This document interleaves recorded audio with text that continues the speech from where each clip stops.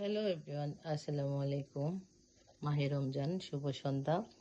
আশা করি সবাই ভালো আছেন ভাই বোনরা। আছি আলহামদুলিল্লাহ, আল্লাহ পাক রেখেছে, সবাই যেমন দোয়া করেছেন। তো গাইজ, দেখতে দেখতে কিন্তু 26 রমজান হয়ে গেল, 27 রমজান রাত হইলে।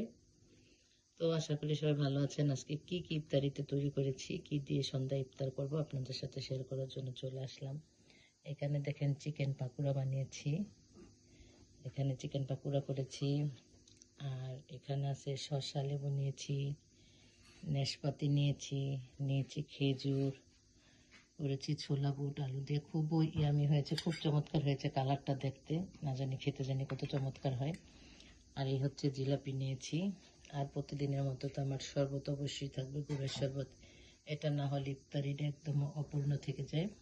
তো এই দিয়ে ইনশাল্লাহ আজকে ইফতার করবো। আপনারা সবাই ভালো লাগলে অবশ্যই লাইক কমেন্ট শেয়ার করবেন।